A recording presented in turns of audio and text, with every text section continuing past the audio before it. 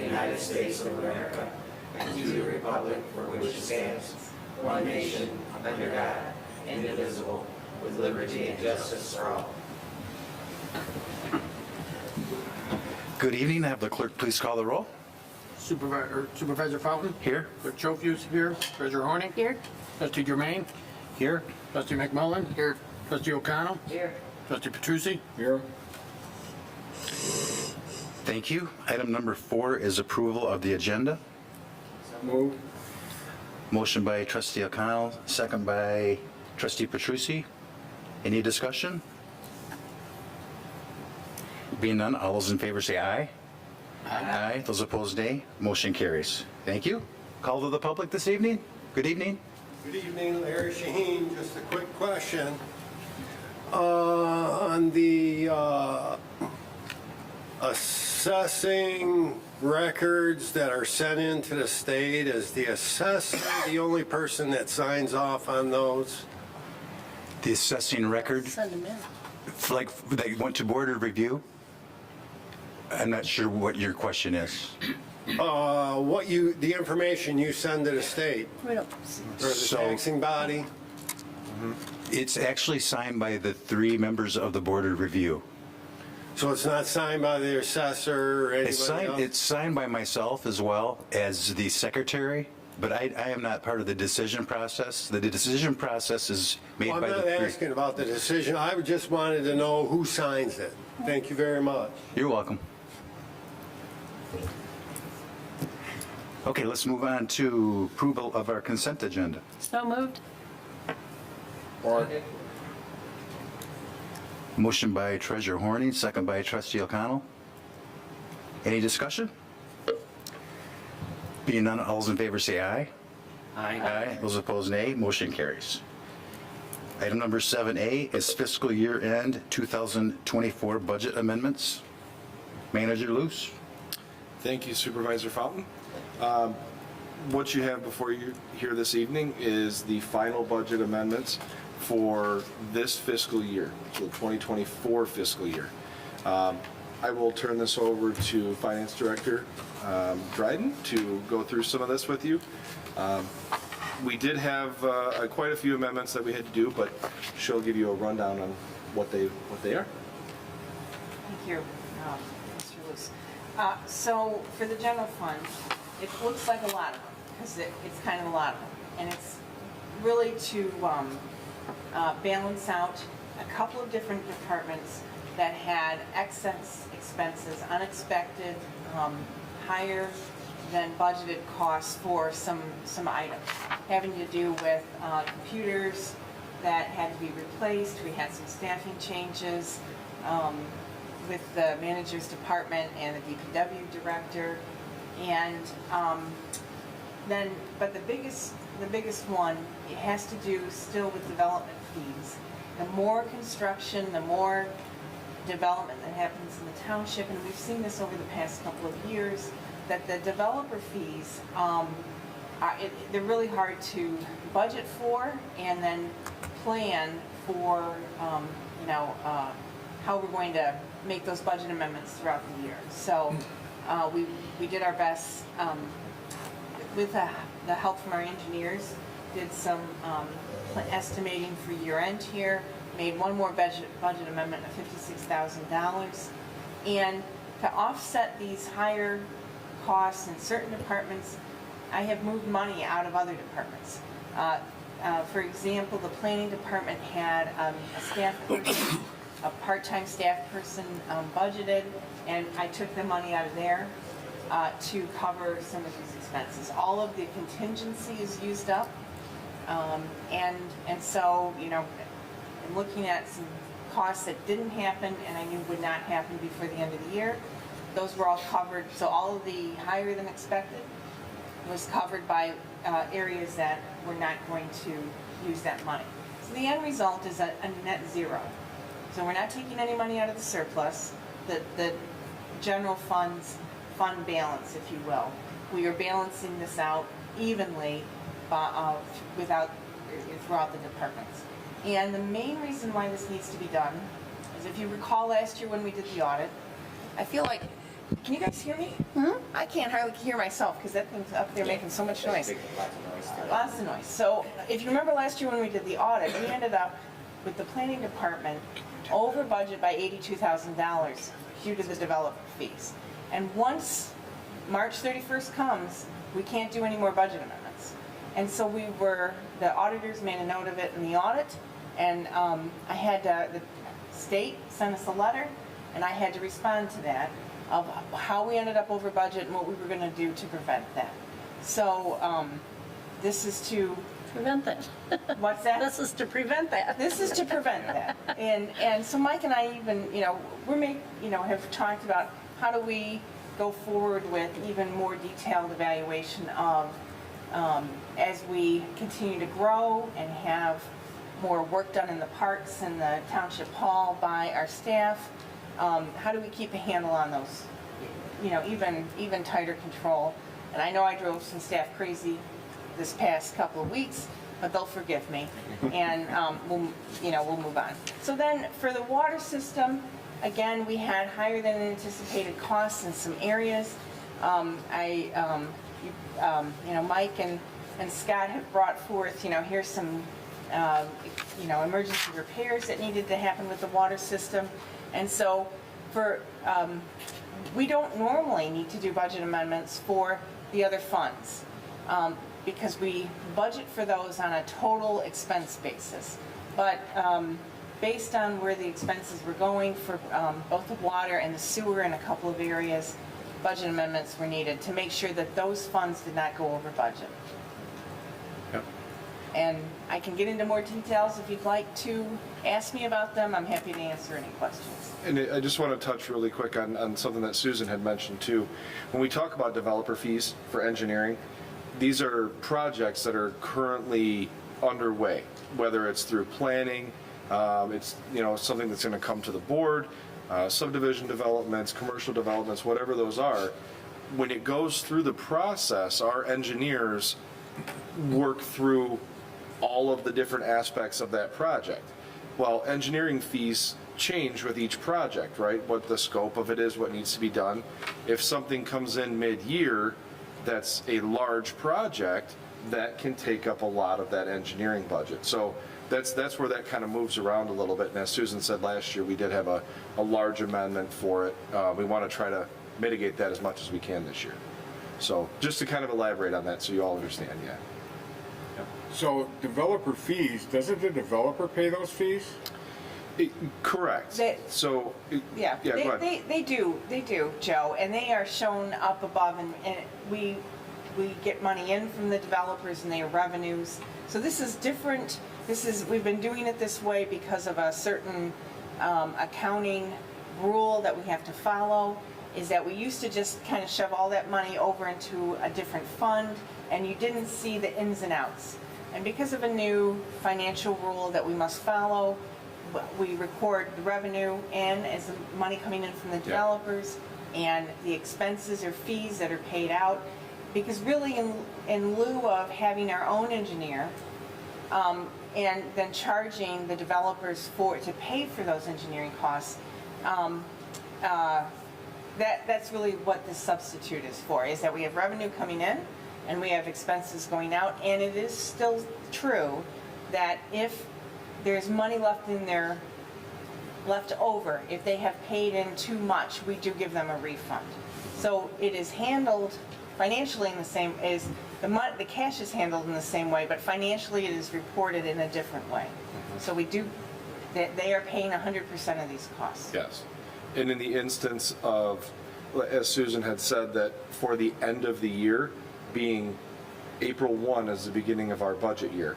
So we have to, in order to get the final budget amendments done, we have to know how much work they're going to perform on these projects for those to that date, because we haven't made it there yet, right? So you're kind of forecasting a little bit on that, so.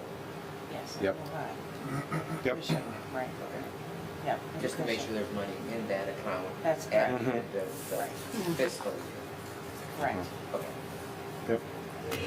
Any questions for Susan? You want to finish up your report?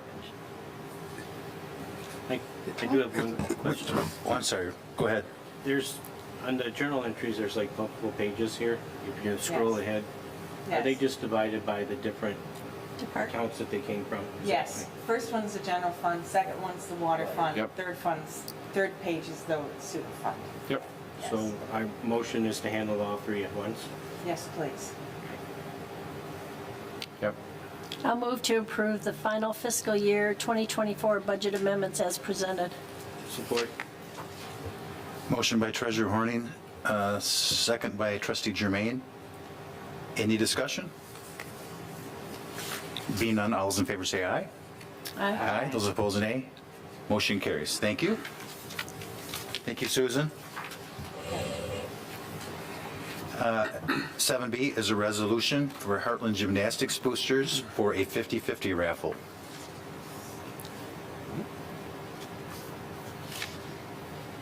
I'll move to approve the resolution recognizing Heartland Gymnastics Boosters as a charitable nonprofit in the community for the purpose of obtaining a charitable gaming license.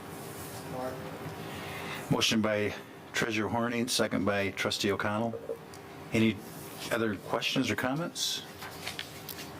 Being none, I'll have the clerk please call the roll for the resolution. Trustee McMullen, Yes.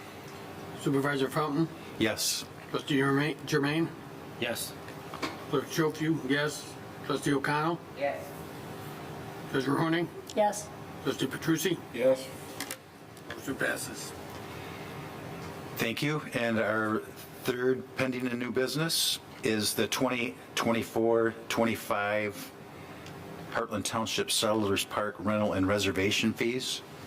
The admin group went through this with Manager Luce quite extensively, and we have the following recommendation. Yep. Thank you, Supervisor Fountain. As you said, we went through this a little bit with the admin committee, and as you know, every year we set park rates for Settlers Park. We only rent the pavilion at Settlers Park. I will say since COVID, we have seen a drastic increase in rentals. I don't think there's one weekend that we don't have Saturday and Sunday rented for the pavilion. So, like I said, we vetted this quite a bit through the admin committee. I don't want to steal Public Works Director Habel's thunder here. He did a lot of work on this along with the clerk's department. We went through and looked at costs and how this would shake out if we did a resident, non-resident rate. So I will let Director Habel go through it with you. Thank you, Manager Luce. Yeah, as Mike explained, I was reached out to not long after my tenure began here from Heather at the Clerk's Department and multiple meetings with my staff and theirs to come up with a kind of a temperature on where we were at as far as this. And I know, like Mike stated, the resident, non-resident thing, we thought that was very beneficial to our residents. I think admin was pretty on board with that as well. So for the most part, as you can see here on our decided upon rental fees, that we didn't change much. We did add the split rental fee, so you could go for a half day or a full day. Our full day for residents is still gonna, on the weekends, is still gonna be, I think 150 was the previous number on that. So I think it's gonna be a benefit to the residents in that aspect. We also added the field rental, and there's an attachment there of the area that we had some interest in, and still allowing a large portion of the field to be used by the general public on a day-to-day basis. So we all agree that that would be a pretty beneficial thing as well, excuse me. Yeah, if you have any questions, I'd be more than happy to answer some. Yeah, I think it'd behoove us to explain why we're charging these rates and where those dollars go to. Absolutely. As it touches on here, we look at costs of our employees to come in and maintain these areas. Obviously, the field rental's a lot cheaper because minimal maintenance there, but we do have to mow it. We have to treat it sometimes with fertilizers, grub control, things like that. And as far as the rates on the weekends, I mean, our employees are working every morning to clean those areas, bathrooms, the pavilions. And so we kind of came up with a number in that area to cover, employees, vehicles, fringe benefits, things like that. A lot of these are gauged as well off of, should it be a split day, right? If you have one rental in the morning, one rental in the evening, in some instances, staff would have to come back in. If staff had to come back for garbage, blown GFI, those kinds of things. So having a full day rental as opposed to two separate rentals can change the dynamic of staffing a little bit. Along with, we still have kind of the caveat in here, which we've always had, that as you can see at the bottom, events with 100 guests or more require a conversation, if you will, between Public Works Department, the Clerk's Department, to look at what is the event. Our restrooms at Settlers Park, they could roughly handle probably 75 at one time. If you get over 100 people, then it can require porta johns, it can require dumpster rental, something like that. We have all of that set in and we meet with the Clerk's Department and the Public Works Department to determine what that would be. But the rates, they go towards the maintenance of the parks, they go towards the maintenance of the grounds and things like that. When you need new partitions, new sinks, it's for the staff to come in and clean those parks, or to clean those amenities and have it ready for the next rental. So. Thank you. Any other questions? Yep. Question one is, it indicates in here that if you're a nonprofit or something like that, you may be eligible for reduced fees. Who makes that final decision? So ultimately, it's been a discussion between Public Works and the Clerk's Department to sit down and have that discussion of what that is. It is the way that we have to look at this. To be honest with this, the way you have to look at it is if you're having an event that is a nonprofit event, let's say a concert or something like that, where anyone can walk up and partake in that event, listen to the music, sit down, enjoy that atmosphere, that's the kind of event that is not you don't charge for. If it's a event where they're renting the pavilion, closing it off for one entity, that's different. You're not allowing the general public to use anything in that pavilion at that time. Does that make a little sense? It does. Okay. My second question is, we're reestablishing these rates. Roughly how much did they increase over the previous rates? 25%? What's the number? So for the resident rates, not at all. The resident rates are staying about the same.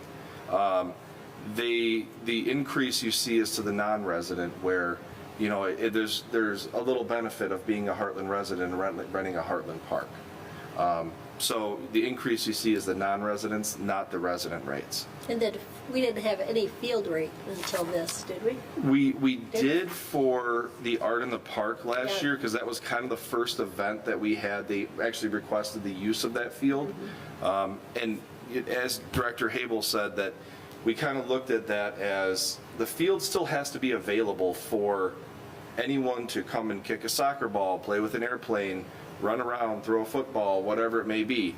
So that front of the field is where we determined to be best for an event that's being held, like the Art in the Park or something like that, where they can put the vendors or whatever there and leave the rest of that field available. So this is really the first time that it's an actual rental, per se, because of finishing it last year, towards the end of the year, being able to rent it. So. Okay, so you never answered how much the non-resident rates increased. You just said they went up. Resident or non-resident rates are 50% more than the resident rates. They were all the same last year. Yep. Okay.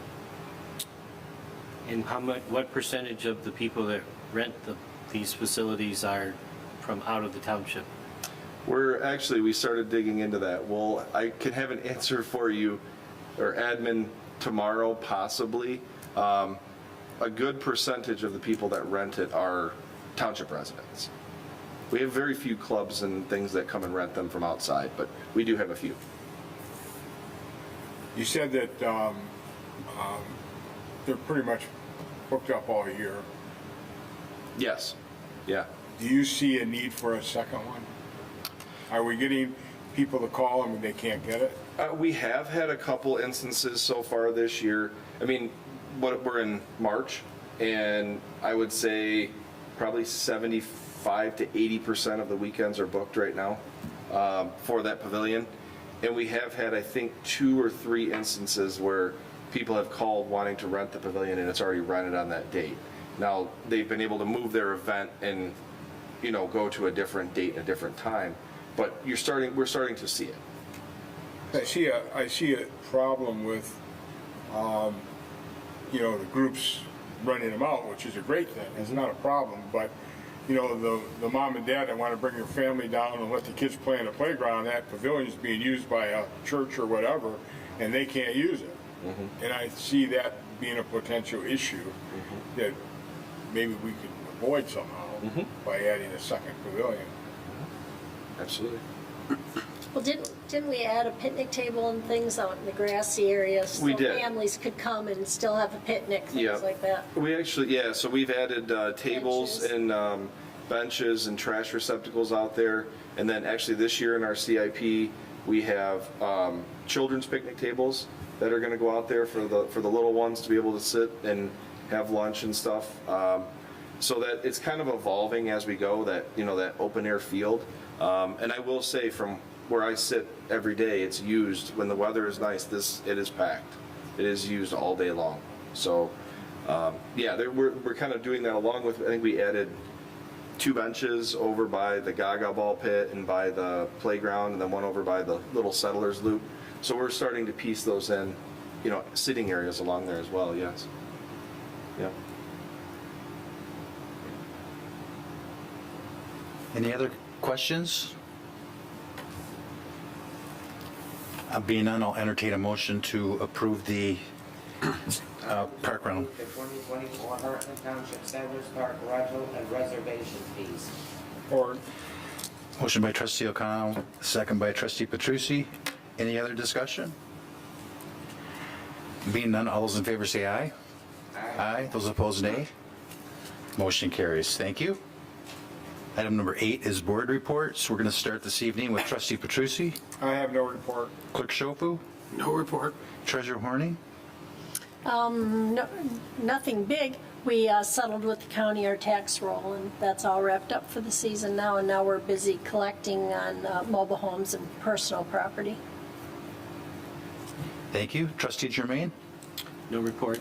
trustee O'Connell, No report. trustee McMullen. No report. And I do have just a question, and May's not that far away. Large item cleanup day. Yes. Remind me on the date again. Why does the 18th ring a bell? 18th, 19th? It's the 19th. Let us look, hold on just a second, sorry. Third Saturday, right? Yeah, it's the Saturday before Memorial Day, which, Is the 20th. yes. Yep. And it'll be the same time again? May 18th. Was it from 9 to 1? It's May 18th. Oh, I'm May sorry, 18th. Kathy, you're correct. May Yes, May 18th. Yep, my apologies. Yes, 9 to 1, same time. May 18th? Yep. 9 to Yes. 1. Larry said it's going to be a sunny, dry day. Probably snow. Oh, gee. As long as it's not a monsoon, like it was the other year. Anything else this evening from the board? We're going to take a brief recess. And this evening, under information and discussion, we have our manager's report, and we also are going to go to closed session to consult with a township attorney regarding trial or settlement strategy regarding pending litigation in accordance with Open Meetings Act, MCL 15.268E. So we will take a brief recess, and then we'll start our information and discussion. No, this was the